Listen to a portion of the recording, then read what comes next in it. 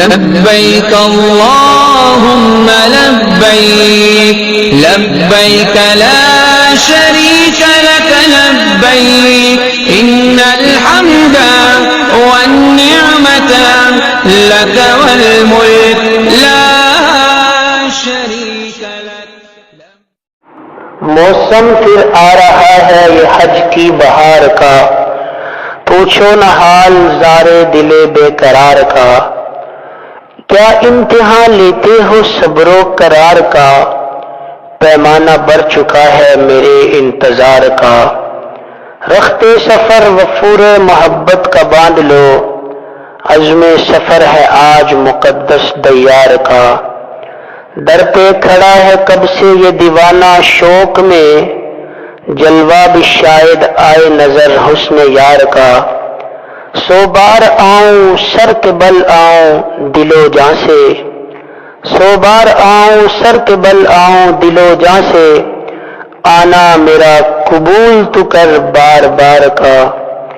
ایمان ہے کرم پہ تیرے مجھے، ایمان ہے کرم پہ تیرے مجھے، کر اعتبار تو بھی میرے اعتبار کا.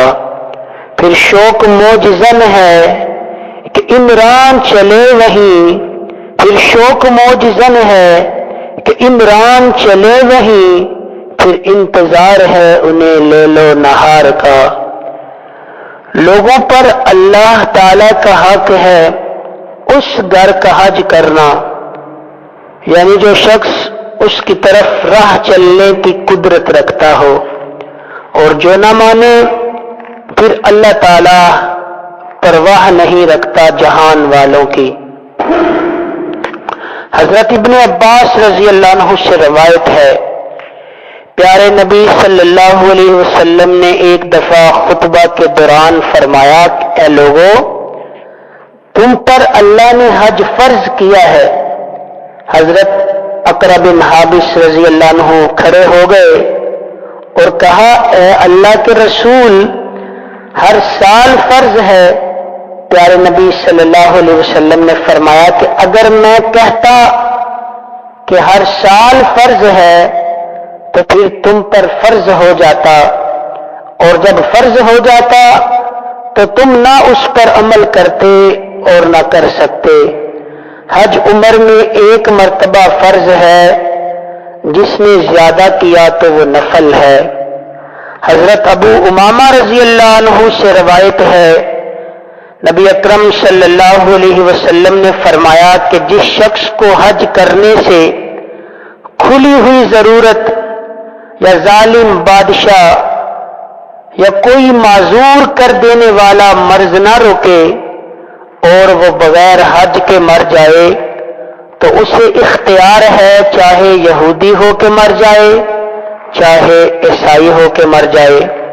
حضرت ابن عباس رضی اللہ عنہ فرماتے ہیں، نبی علیہ الصلوۃ والسلام نے ارشاد فرمایا کہ جو شخص حج کا ارادہ کرے تو وہ حج ادا کرنے میں جلدی کرے. حضرت ابن عمر رضی اللہ عنہ سے روایت ہے کہ ایک آدمی نے نبی علیہ السلام سے پوچھا، یا رسول اللہ صلی اللہ علیہ وسلم، حج واجب کرنے والی چیزیں کون سی ہیں؟ آپ صلی اللہ علیہ وسلم نے جواب میں ارشاد فرمایا، سواری اور راستے کا خرچہ. حج اسلام کے 5 ارکان میں سے ایک رکن ہے، اور یہی 5 ارکان اسلام کی بنیاد ہیں، اور انہی ارکان پر اسلام اور ایمان کی عمارت کھڑی ہے. حج لغت میں قصد و ارادہ کے معنی میں ہے، اور اس کی شرعی اصطلاحی تعریف یہ ہے کہ زمانہ مخصوصہ میں افعال مخصوصہ کے ساتھ مقامات مخصوصہ کی زیارت کا نام حج ہے. حج کب فرض ہوا؟ اس میں مختلف اقوال ہیں. بعض نے کہا کہ 5 ہجری میں، بعض نے کہا کہ 6 ہجری کو، مگر صحیح قول یہ ہے کہ حج 9 ہجری کو فرض ہوا، اور اسی سال سیدنا صدیق اکبر رضی اللہ عنہ کو پیارے نبی علیہ السلام نے امیر الحج بنا کر حج کے لیے روانہ فرمایا. اور آئندہ سال حضور اکرم صلی اللہ علیہ وسلم خود 40,000 نفوس قدسیہ کے ساتھ تشریف لے گئے. یہ حجۃ الوداع کے نام سے مشہور ہے، جو فرضیت حج کے بعد نبی علیہ السلام کا پہلا اور آخری حج ہے. فرضیت حج قرآن عظیم کے واضح احکامات سے ثابت ہے. پھر احادیث مقدسہ میں اس کی فرضیت پر بہت ساری حدیثیں ہیں. پھر اس پر اجماع امت بھی منعقد ہے اور تمام فقہا کے ہاں بھی فرض ہے. لہذا اس کا انکار کرنے والا کافر ہے اور استطاعت کے باوجود نہ کرنے والا فاسق فاجر ہے. حج عمر بھر میں ایک بار فرض ہے، اس کے علاوہ نفل ہے.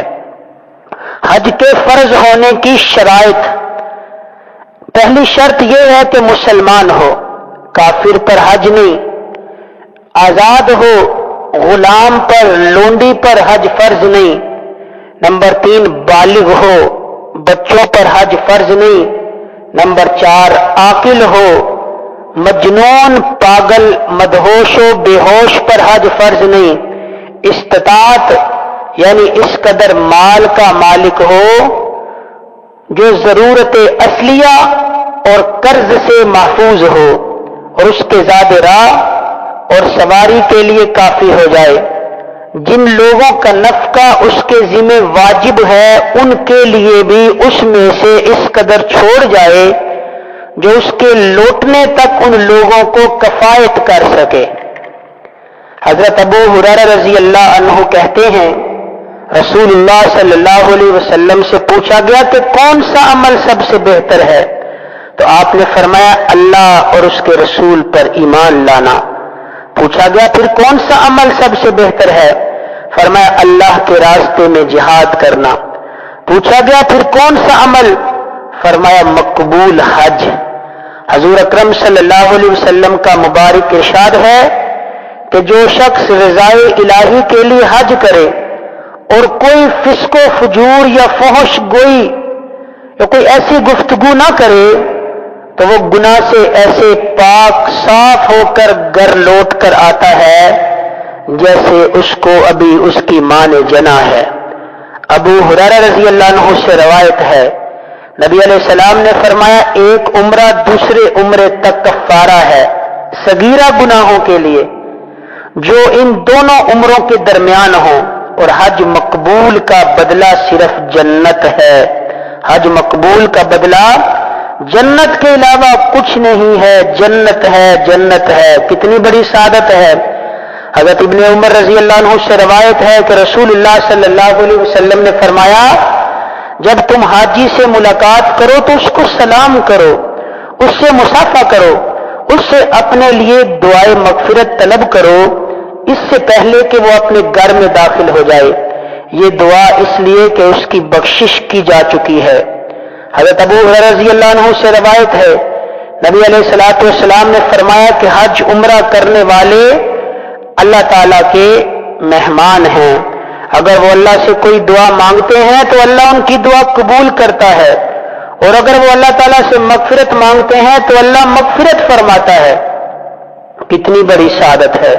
تو اللہ ہمیں بھی یہ سعادت نصیب فرمائے، ایسے ہمارے لیے کوئی اسباب پیدا فرمائے کہ ہم حج کی سعادت حاصل کریں، عمرے کی سعادت حاصل کریں. ہماری یہ تمنا ہے، آرزو ہے، اور ہر ایمان والے کی یہ آرزو اور تمنا ہونی چاہیے کہ ہم اللہ کے گھر کو دیکھیں، رسول اللہ صلی اللہ علیہ وسلم کے گھر کو دیکھیں. وابستہ ہو چکا ہے میرا دل حرم کے ساتھ، وابستہ ہو چکا ہے میرا دل حرم کے ساتھ. یا رب بنا دے اب میری منزل حرم کے ساتھ. وابستہ ہو چکا ہے میرا دل حرم کے ساتھ. یا رب بنا دے اب میری منزل حرم کے ساتھ.